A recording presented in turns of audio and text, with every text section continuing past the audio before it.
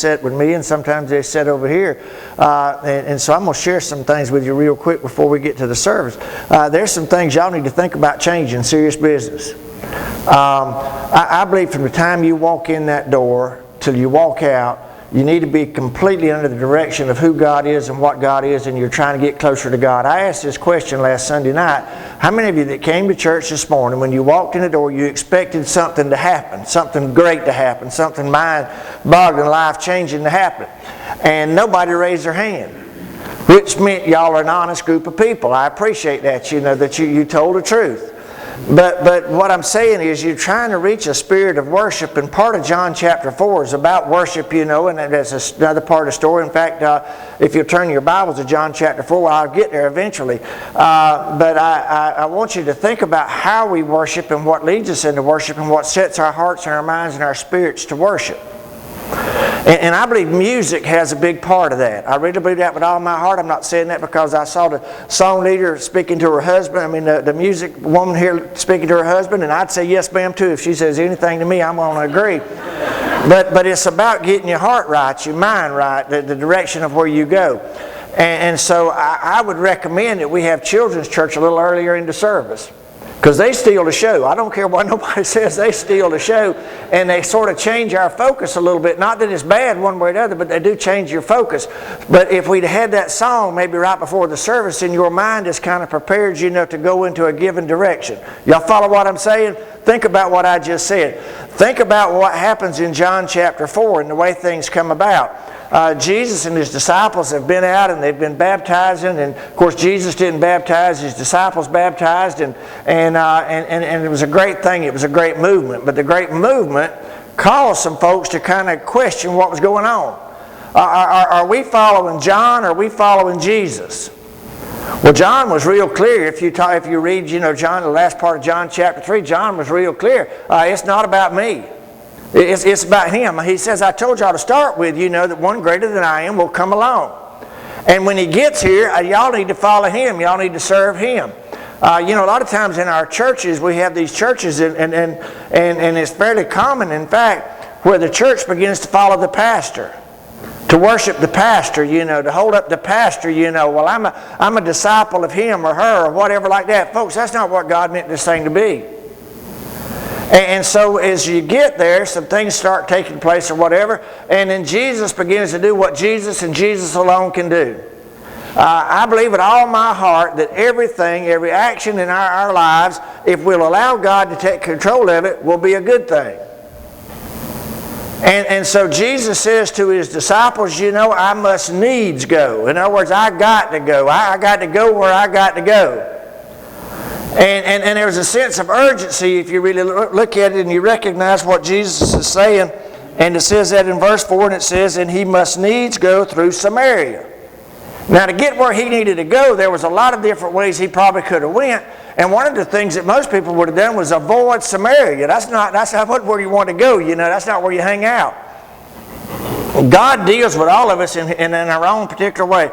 The sense of urgency overcomes me a lot of times. When something needs to be done, I don't rest until it's done. I was supposed to, Friday morning, leave my house at 4 o'clock to meet some folks in North Carolina to drop off a sheep. I was going to leave there in North Carolina, go to Virginia, pick up some sheep, and I was going to be back home before dark. That was my plan. Now, when I got my plan figured out, the folks from North Carolina called late that afternoon or right at night, really, to tell me that the grandfather of the kids, actually had a stroke. And they weren't going to be able to meet me. And so I called the folks in Virginia and told them what was going on, and the lady says, well, just come when you can. We'll work it out whenever we need to work it out. But that thing was chewing on me. Now, I'm just telling y'all, I needed to go get them sheep. I needed to be in Virginia. I needed to take care of it. But I went on with some other things, and about 9:30 Friday morning, I said, you know what? It's got to be done. I'm going to go do it. So I left my house at 9:30 Friday morning, and I went to Virginia because there was this sense of urgency. There was this thing that was just it just had to be done. Y'all got anything in your life like that? What's it got to do with God? I'm talking to you as a church. I'm talking to you as a people. I'm talking to you as a mama and a daddy who's got a child. How big of a sense of urgency have you got to make sure that you do what's got to be done for the advancement of God's kingdom? I'm asking you as one who's raising a little child, and we've had a wonderful time. Our little 3-year-old granddaughter spent the night with us, spent the afternoon with us, and she enlightened us all the way over here. And you know, it's only about a 35-mile trip, and she only asked 19 times, "Are we there yet?" It was a sense of urgency for her. Are we there yet? You know, are we there? How will we know when we get there? But what I want you to understand is you think you can put these things off. You think you'll get to it when you want to get to it and all that. But a lot of times if you go about it like that, you'll never get to it. How many things can you think back over in a real short span of time in your life that you had an opportunity, that you had a spirit moving you, that you needed to go do something and you didn't do it? Only to find out a week later, a month later, or whatever, that you couldn't do it because that opportunity had passed. We live in urgent times. We live in a situation that I'm convinced if we don't do what we need to do right now, that we won't get a chance to do it again. Children amaze me how fast they grow up. We walked out of church one Sunday morning, and a man put his hand on our daughter's head. And some of y'all know our daughter Stahl. She teaches some of y'all's children. That's how big she was. He asked me this question. He said, "What kind of car are you going to get her?" I said, "What?" He said, "What kind of car are you going to get her?" I said, "Buddy," we ain't even thought about a car. We ain't worried about a car. She's only 6 or 7 years old. And he said, "You only get to blink twice." I feel like I missed one of the blinks. How many of y'all understand what I'm saying? A sense of urgency. What needs to be done for our children needs to be done for our children. You know what Hitler said? "Give them to me for the first 6 years. You can have them back for the next 10 years. And when they're 16 years old, they'll still belong to me." You got to do what you got to do when you can do it. Jesus comes into an unusual situation, but Jesus knew exactly where he was going. He knew exactly what was going to happen. He knew exactly how he was going to handle it. And it says in verse 5, it says, "Then cometh he to a city of Samaria, which is called Sychar, near the parcel of ground that Jacob gave to his son Joseph. Now Jacob's well was there. Jesus, therefore, being wearied with his journey, sat thus on the well, and it was about the 6th hour." Now, I shared this with Al before the service. John chapter 4, I preach a lot of revivals, and that's all I preach. John chapter 4, that's Sunday morning, Sunday night, Monday night, Tuesday night, Wednesday night, and if they want me to, I'll stay on Thursday night. And I still don't ever feel like I quite get through because there's a lot to be talked about. But when you think about what's happening here, here's Jesus, and they're on a journey, and they're traveling, and he comes up on this well. Now, I don't know if y'all ever been thirsty or whatever, you know. Maybe you've been like me. I was on the way home Friday night, and when you travel as hard as I travel and you run in the rain, sometimes you lose your focus just a little bit. I was on I-26 coming home, and I was coming home on I-26, and the next thing I knew, I come up on a red light. Now, a handful of y'all have figured out I was not on I-26 anymore because there ain't no red lights on I-26. I was in the middle of Columbia, South Carolina, and I want y'all to know that ain't nowhere you want to be at 11 o'clock at night. It just is not, you know, if you're going to go into daylight. The bad thing was that thing said I was out of gas, you know, so I mean, I had a moment with God. You talking about some powerful praying and all that sort of stuff. And when I finally came up on a gas station that was open, I was so proud to see them people, you know, and all that sort of stuff. Well, Jesus is traveling and he comes to this well, and a lot of folks don't want to think about it like this, but you need to. Jesus was a man. He was a human. He was just as human as anybody else was. Jesus was thirsty. And he stays at this well. And it tells us that his disciples went on in town or went on somewhere to get him something to eat, to get some food is what it amounts to. And so the humanity of Jesus is there. He's still divine. He's still all those things, you know, but he's thirsty. And don't ever doubt that one way or the other. But here's also the thing about it is he's waiting on somebody. Now, my wife will tell you this. My children will tell you this. Anybody that knows me, I don't like to wait on people. If you tell me you're going to be there at 6 o'clock, that means at 5:45 you'll be there. I do not like for people to wait on me.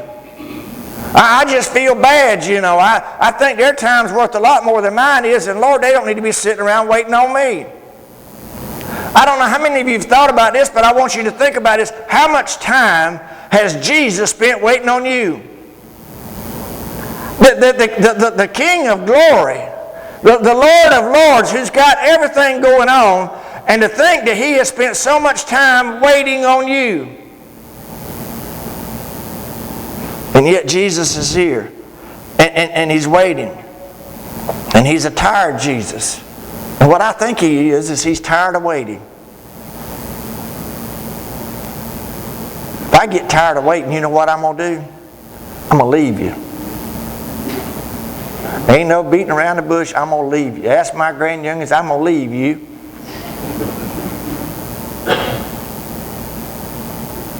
Don't wait till Jesus gets tired of waiting. But then it comes there and it begins in verse 7 and it says, There cometh a woman of Samaria to draw water. Jesus saith unto her, Give me to drink. Or in some translations, Jesus says to her, I thirst. Now that would be a whole other sermon, because this would have been the first time Jesus ever said, I thirst. And you know when the last time Jesus said, I thirst was? When He hung on the cross. But here's what I want you to think about. Here's this woman, and she don't know Jesus. She's never seen Jesus probably before. She recognizes and realizes that Jesus is a Jew. Now you say, well, how do you know? Because they looked a certain way.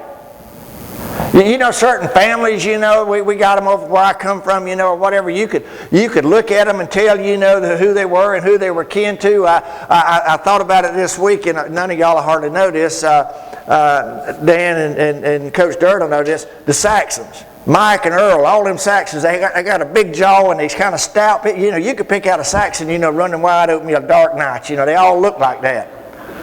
Well, Jesus had this look about him or whatever, so she recognized he was not from where she was from. But here's the other thing about this thing is Jesus didn't say, hey, how you doing? What you up to today? No, He looks her right dead in the eyes, and the very first thing He says is, I'm thirsty. No introduction, no leading up to it, no any of that kind of stuff. He just says, I am thirsty. Now I want you to know and understand what begins to happen here. He asked her to do something. Now in church, my conviction is this, that every person in this church needs to be doing something for the advancement of God's kingdom. What did He ask this woman to do? What she knew how to do. What did He ask this woman to do? What she was qualified to do. He didn't put anything on her that was unusual or outrageous, other than the simple fact that He asked her out of the blue, being a Jew, to dip water for Him. That's where He is with a lot of us. In fact, I hope that's where He is with all of you. He's asking you to do things. And believe this, if you don't believe anything else, if God asks you to do it, that means you can do it. God doesn't ask you to do something just to show you how weak you are, how poor you are, how dumb you are. He asks you to do it because He realizes that you and Him together can get the job done.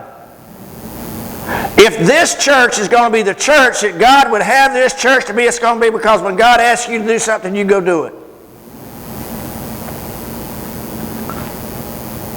It says, His disciples were gone away, is what it tells you in verse 8. And then in verse 9 it says, Then saith the woman of Samaria unto Him, How is it that thou, being a Jew, askest drink of me, which am a woman of Samaria? Now, I ain't got a good woman's voice. I practiced it a few times, you know. It'd be something like, who do you think you are? I mean, what's the deal? What's going on? I mean, there would have been some excitement in her voice. Like, who do you think you are to ask me to dip you some water? Number one, you shouldn't even be here. Men didn't go to the well. Men knew how to train their women back then. Yes, sir, boys, y'all look at me. I'm watching the ball game. Where is the tea? What's for snacks? You know, I'm watching. What's wrong? Don't look around, Miss Durden. Look at me. You know, you got to stay focused. You know, whatever. Listen, when I got married, one of my uncles come up to me And he says to me, he said, I hope you're going to the right place for your honeymoon. Crazy, off the wall question. I said, what? He said, you've got to make sure wherever you're going for your honeymoon that there's at least 1 or 2 flights of steps y'all got to go up. I said, what's that got to do with anything? He said, it's simple. He said, when you get there, he said, you go up to the top of them steps. It says when she gets to the top step, you knock her back down to the bottom. I said, what? He said, you got to conquer her. You got to humble her sooner or later. He said, that's your best chance. I said, is that what you done with your wife? He said, well, sure. She walked up. He said, well, no, but it would, and you know. But what I want you to think about is simply this. Jesus is putting something on this woman that's a little different. The men did not go to the well. And so the simple fact that Jesus was where he was when he was unusual. And the simple fact that Jesus was who he was and she was who she was important.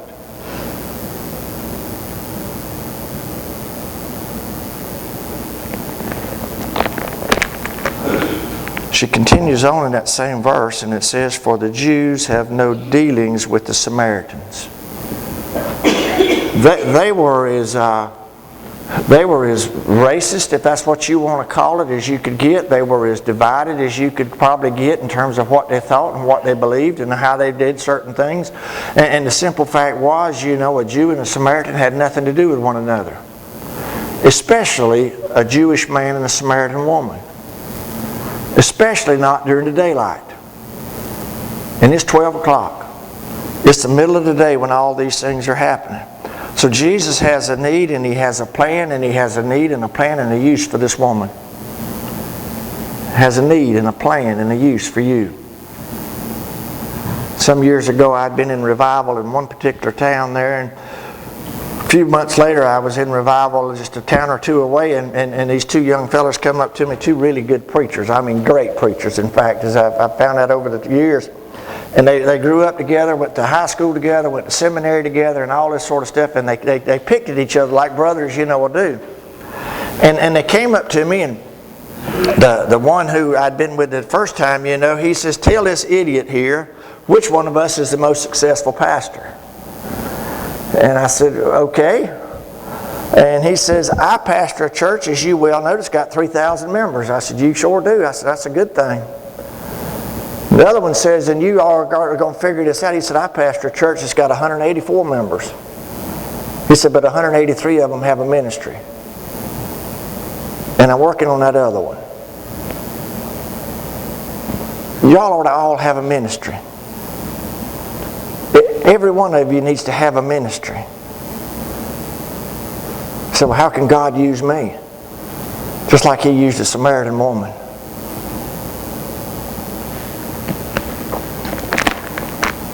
It goes in verse 10, it says, and Jesus answered and said unto her, if thou knewest the gift of God, and who it is that saith to thee, give me to drink, thou wouldest have asked of him, and he would have given thee living water. If you only knew. If you only knew. I don't know how many of y'all have been in situations and circumstances where unusual things come together and it unfolded, you know, and it went on about its business, and then later on you recognize it, man, I was in the presence of greatness if I only knew. If I had only understood, you know, if I had only put it together or whatever, if I only knew. I want you to think about this just a little bit. If you only knew what God wants to do in your life. If you only knew what his plan was for your life. If you only knew how he intended to use you and how he intended to direct you and how he intended to advance the kingdom by using you. I went through Asheville on the way up to Virginia, and and if you go through Asheville, you know, there's all kind of different things, you know, and you start seeing Billy Graham this and Billy Graham that. You know, Billy Graham, somebody said he's got to be the greatest person of his time, and he's probably moved more people than anybody else had in his time. And he said, no. He said, surely not. And he said, and they asked him, said, well, who do you think did? He said, my mother-in-law and my wife. And they said, well, what do you mean? We never heard either one of them preach. And he says, well, that's who led me to Christ. You may change the life that changed the lives. here's this woman. And she's trying to do the best she can, and she's trying to figure it out. And then it says in verse 11, it says, the woman saith unto him, Sir, thou hast nothing to draw with, and the well is deep. From whence then hast thou this living water? She thought, like most people think, in a very logical sense, in a very worldly sense, and in a very common sense. You know, it's got to make sense to me. If it don't make sense to me, that means it won't work. You know, if I can't kind of reason it all out, you know, and make it all kind of fit, you know, in my little mind, sometimes I think, well, you know, it won't work. We got to get from being humans to being divine. Well, how do you do that?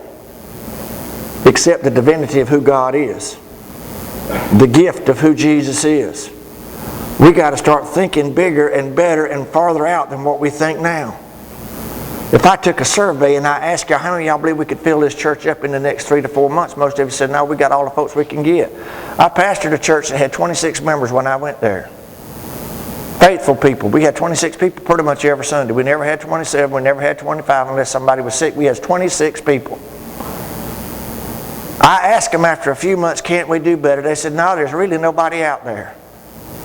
Most of y'all know the rest of the story. The last 3 or 4 years I was there, the fire marshal says y'all either got to do something because you can't put all them people you put in that church anymore. We put chairs down both aisles and on the outside. Was it because of the preaching? Y'all know by now? Absolutely not. God has a big plan because He's a big God. This woman says, in my mind, it makes absolutely no sense. And then she says in verse 12, Art thou greater than our father Jacob, who gave us the well, and drank thereof himself, and his children, and his cattle? She says, are you greater than Jacob? Well, yeah. Jesus could have said that, you know, well, yeah. I am the great I am. I always will and I always will be. I always was and I always am. And Jesus comes back and He tells us this. Whosoever drinketh of this water shall thirst again. But whosoever drinketh of the water that I shall give him shall never thirst. But the water that I shall give him shall be in him a well of water springing up into eternal life. What He's trying to tell her and what He's trying to teach her and what He's trying to tell us and what He's trying to teach us is He's asking us to trade something in that's temporary for something that's permanent. He's asking us to give up something that's going to wear out. I don't know how many different cars and trucks I didn't see between here and Virginia and coming home broke down side the road. And every time I see somebody side the road, it moves me. I just tell y'all like it is. It does. Because that person's in a bad spot. You know, being broke down side of an interstate or, you know, anywhere, especially some of the places that I was in, it's just not good. And I want you to think about this. Most every one of them probably at some time in the life of that vehicle thought this thing's going to last forever. Man, you know, if you want to get from point A to point B, get you a Dodge. Get you a Chevrolet, whatever it is you like. If I got that Ford, you know, but I saw Fords and I saw Dodges and I saw Chevrolets. Why'd they break down? Temporary.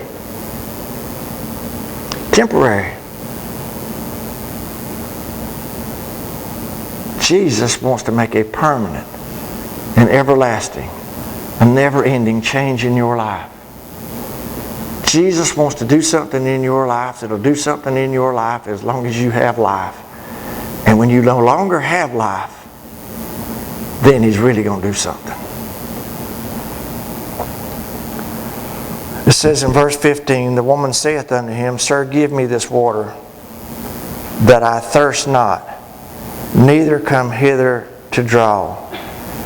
She still didn't fully understand. But her mind was starting to change and her focus was starting to get better. And it says in verse 16, it says, Jesus saith unto her, Go call thy husband and to come hither. The woman answered and said, I have no husband. Jesus said unto her, Thou hast well said, I have no husband. For thou hast had 5 husbands, and he whom thou now hast is not thy husband, and that sayest thou truly. The woman said unto him, I perceive that thou art a prophet. Think about this for just a few minutes. This woman comes and she walks up on this Jesus, and she don't know he's Jesus. She just knows he's a man who wants something to drink. She has a conversation that probably lasts 5 or 6 minutes at the very best.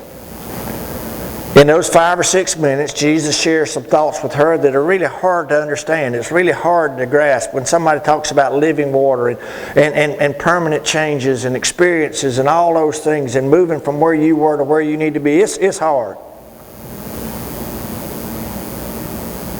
You came in that door this morning and 98%, if not 100% of you pretty much had your mind made up of what needed to happen, how it needed to happen, and what your regard was going to be in terms of that, what your response was going to be in terms of that. When that woman got up that morning, I am convinced beyond any reasonable doubt that her intentions was she was going to go get water, she was going to go back to the house.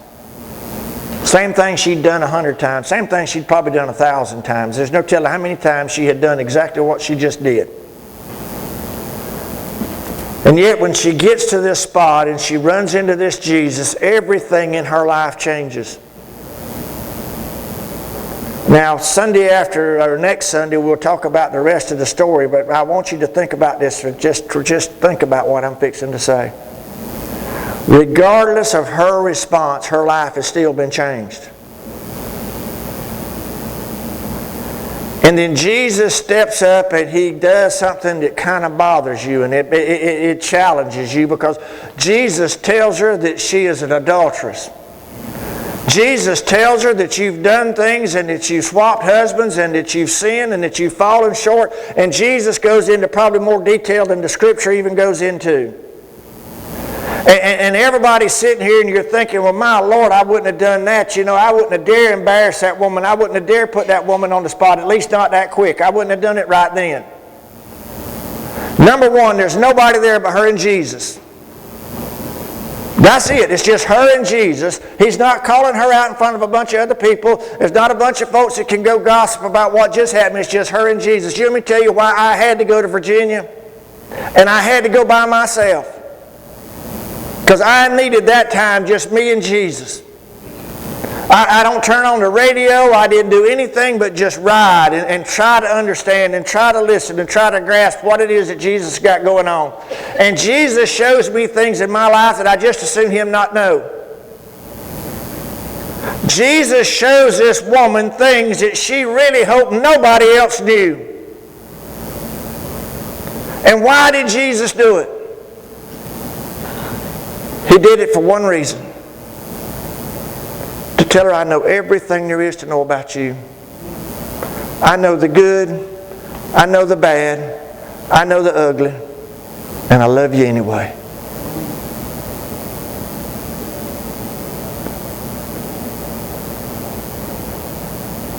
He knows the good. He knows the bad. He knows the ugly. And He loves you anyway.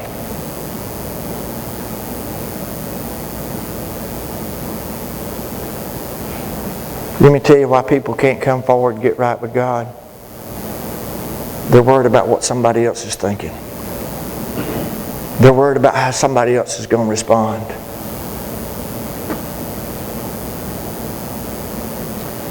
We were in the mountains, and I thought about it yesterday because I wasn't terribly far from it. Wonderful revival, and we enjoyed it. They put us in a really good place and just kind of let us do what we wanted to do during the day. And some of the folks that was a part of the church had a part in Grandfather Mountain, and me and Jenna went up to Grandfather Mountain and just sort of sat and watched and thought and pondered and let God deal with us. And Sunday night at that particular revival, two elderly ladies, they got up and they got right up here and they prayed. And they prayed and they prayed and they prayed. Monday night in revival, them same two ladies got up and they come up here and they sat there and they just prayed and prayed and they prayed, you know, where you could hear them kind of mumbling and all that, and that was fine, no problem with it one way or the other. Well, the next night, Tuesday, we was there, the deacons, and we was going to pray, and one of the deacons kind of pushed me off to the side. And he said, Pete, he says, I'll talk to those two ladies if you want me to. He says, because I feel like they're distracting from what we're trying to do. And he says, you know, I really can't even figure out what those two ladies would be praying about that hard. And I knew, because we ate lunch with them.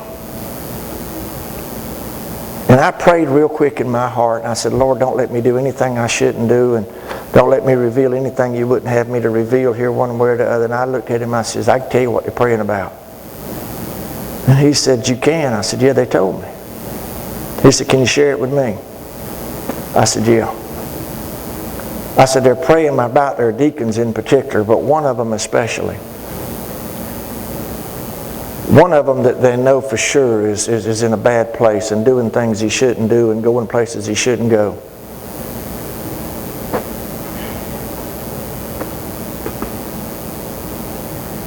And it was him. And he said, what can I do? I said, God knows everything there is to know about you. And He loves you anyway.